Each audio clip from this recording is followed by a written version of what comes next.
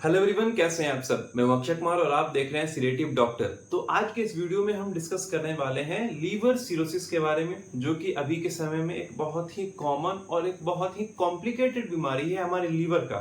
बहुत सारे पेशेंट्स हमें हमारे आसपास देखने को मिलते हैं लीवर सिरोसिस के। तो आज के इस वीडियो में हम समझेंगे कि लीवर सिरोसिस बेसिकली क्या होता है, ये क्यों होता है, इसके क्या क्या लक्षण हमें देख सकते हैं, और एट लास्ट तो सबसे सामान्य सवाल होता है किसी भी लीवर सिरोसिस के पेशेंट का कि क्या हम लीवर सिरोसिस को रिकवर करके पहले जैसा नॉर्मल कर सकते हैं, यस और नो। तो इसके बारे में आज डिस्कशन करने वाले हैं वन बाय वन सभी चीजों के बारे में, ठीक है। और एक और बात, आज के इस वीडियो में थोड़ा सा ऑडियो क्वालिटी का इशू हो सकता है, तो प्लीज कोऑपरेट कीजिएगा। अगले वीडियो से there will be no issue in the audio और द वीडियो क्वालिटी, कोई भी दिक्कत नहीं होगा अगले वीडियो से। और अगर आप एक मेडिकल स्टूडेंट हैं then please check out my other channel selective physio, जहां पर मैं मेडिकल सिलेबस के लेक्चर्स डालता हूं।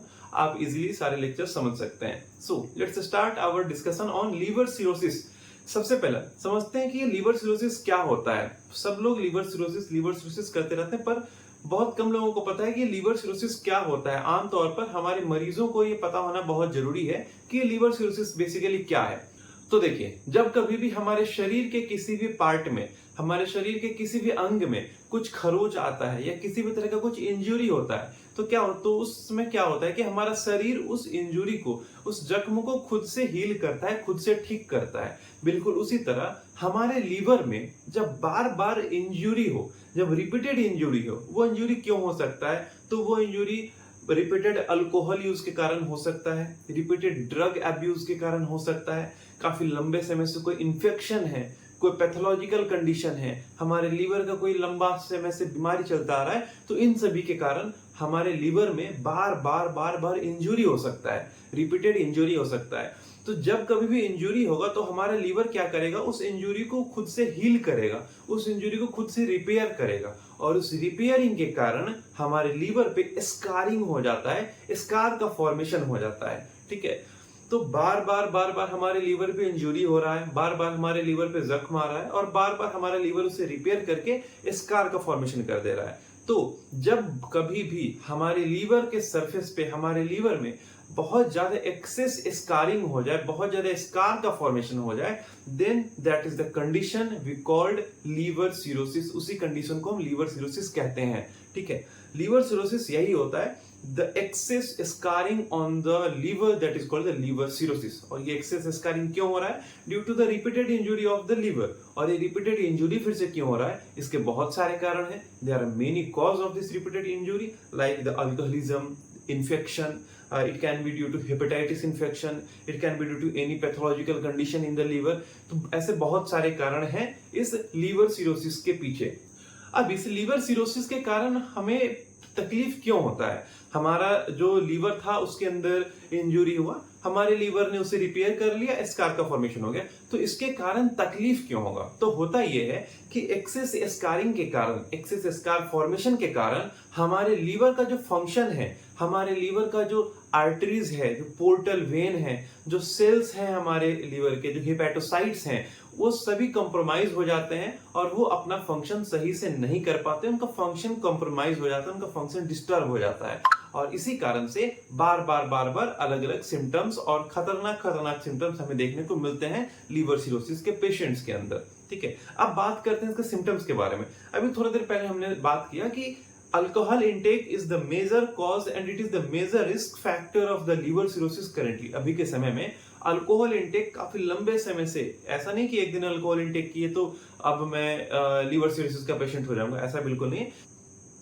काफी लंबे समय से अगर हम अल्कोहल इंटेक कर रहे हैं then it can lead to the liver cirrhosis. Apart from this alcohol intake, इस अल्कोहल इंटेक के अलावा और क्या क्या सिम्टम्स हो सकता है? तो इस अल्कोहल इंटेक के अलावा किसी तरह का कोई इन्फेक्शन हो, जैसे वायरल हेपेटाइटिस का इन्फेक्शन हो गया, इसके कारण हो सकता है। फिर non alcoholic fatty liver disease है, इसके कारण हो सकता है। देन हेमोक्रोमेटोसिस, इसके कारण हो सकता है। एक ऑटो इम्यून हेपेटाइटिस के कारण हो सकता है। बाइल डक्ट्स के डिस्ट्रक्शन के कारण हो सकता है। सिस्टिक फाइब्रोसिस एक कंडीशन है, उसके कारण हो सकता है। एक विल्सन्स डिजीज एक बीमारी है जिसमें क्या होता है कि हमारे लीवर में कॉपर जमा होना शुरू हो जाता है, कॉपर का एक्युमुलेशन होना शुरू हो जाता है, उसके कारण भी ये हमें लीवर सिरोसिस देखने को मिल सकता है। ये लीवर सिरोसिस हमारे फैमिली हिस्ट्री से भी आ सकता है हमारे अंदर। इसके अलावा कुछ इन्फेक्शन जैसे सिफिलिस वगैरह के इन्फेक्शन के कारण हो सकता है, और मेडिकेशंस, कुछ ड्रग्स के लंबे समय से, कुछ ड्रग्स के लॉन्ग टर्म यूज के कारण भी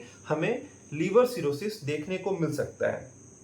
ठीक है, इसके अलावा कुछ कार्डियोवैस्कुलर कंडीशंस हैं, कुछ जेनेटिक डिसऑर्डर्स है, ठीक है, इन सभी के कारण हमें देखने को मिल सकता है। तो एक दो कारण नहीं, बहुत सारे कारण होते हैं लीवर सिरोसिस के, पर सामान्यतः जो हमें सबसे ज्यादा दिखता है वो अल्कोहल इंटेक का केस दिखता है, हेपेटाइटिस का केस दिखता है, और कुछ अलग अलग infections and some genetic disorders, कुछ या फिर कुछ फैमिली हिस्ट्री है, ये सभी हमें सामान्यतः दिखता है हमारे आसपास।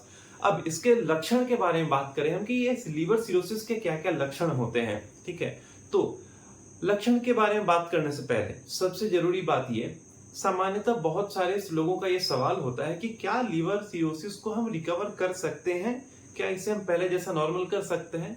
तो इसका जवाब है बिल्कुल नहीं। Liver cirrhosis is a permanent damage to the liver.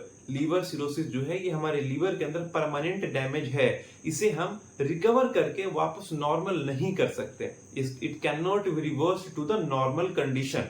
ठीक है, अब आते हैं इसके सिम्टम्स के बारे में, इसके लक्षण के बारे में। तो देखिए, लीवर सिरोसिस के अलग अलग स्टेजेस हैं, stage 1, stage 2, stage 3 and stage 4।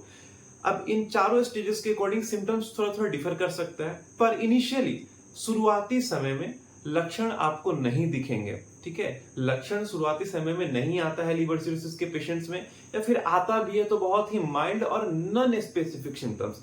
Non specific symptoms कहने का तात्पर्य क्या हुआ कि ऐसा लक्षण जिससे हम ये स्पष्ट पता नहीं कर सकते कि ये लीवर सिरोसिस ही है।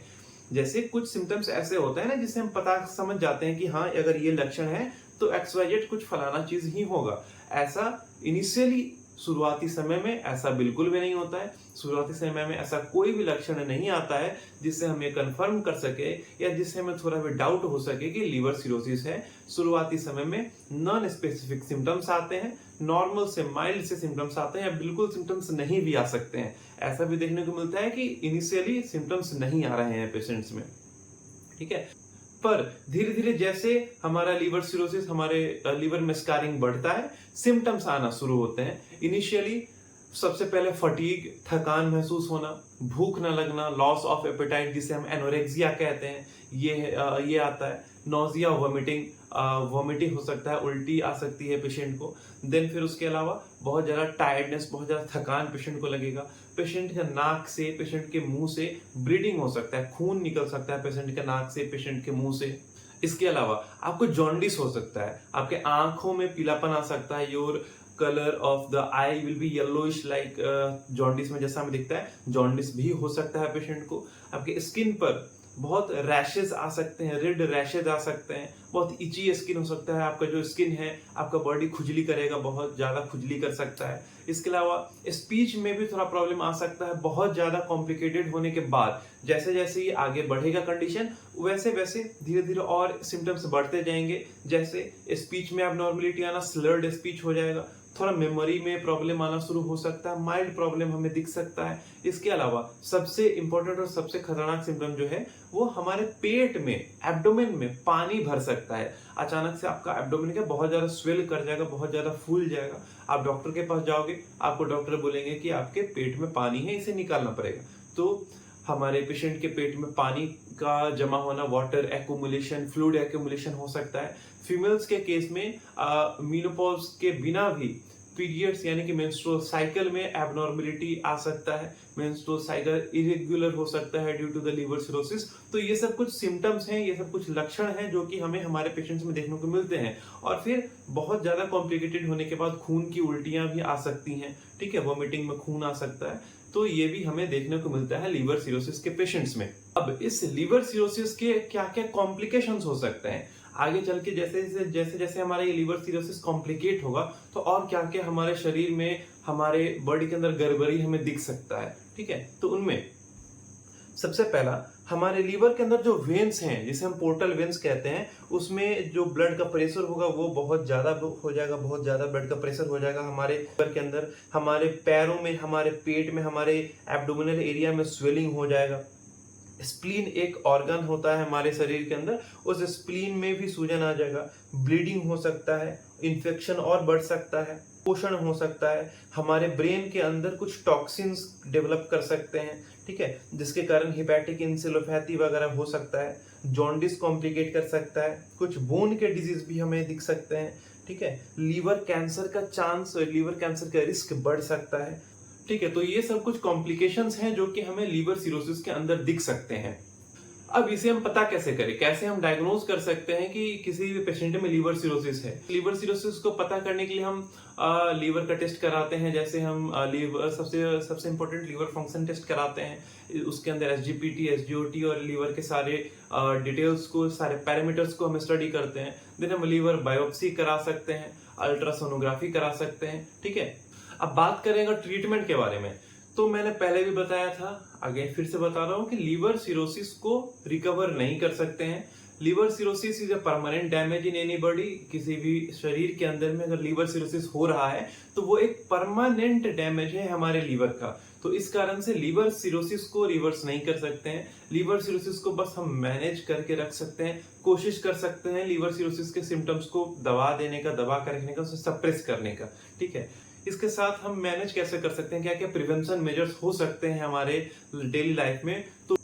तो उसमें सबसे पहला और सबसे इंपॉर्टेंट बात यह है कि you should not drink alcohol if you have cirrhosis. अगर लीवर सिरोसिस है तो आपको अल्कोहल नहीं इंटेक करना चाहिए, और अगर नहीं भी है लीवर सिरोसिस तो अल्कोहल से दूर रहना चाहिए, because it is the primary cause and it is the major risk factor for the liver cirrhosis.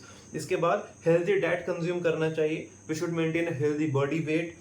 हमें हेपेटाइटिस के रिस्क को रिड्यूस करना चाहिए। साथ में बहुत सारे लोगों को मैं देखता हूँ हमारे आसपास अभी हैं कि पेन किलर्स का बहुत तगड़ा यूज करते हैं या फिर एंटीबायोटिक्स का बहुत तगड़ा यूज करते हैं। तो उन सभी चीजों से बचना चाहिए, because this all make a huge impact on the liver, ठीक है। मेजर्स हैं जो कि हम ले सकते हैं to prevent the liver cirrhosis, और अगर आपको लीवर सिरोसिस है तो उससे कॉम्प्लिकेट होने से बचा सकते हैं, ठीक है। So this was a discussion, a simple and quite discussion on the liver cirrhosis. अगर आपको इससे रिलेटेड कुछ भी परेशानी है या कुछ भी पूछना है तो आप मुझे इंस्टाग्राम पे डीएम कर सकते हैं या फिर यहाँ पर नीचे कमेंट में पूछ सकते हैं। I will try to help you all, ठीक है। तो फिर मिलते हैं अगले वीडियो में एक नए टॉपिक के साथ। तब तक be happy and be safe.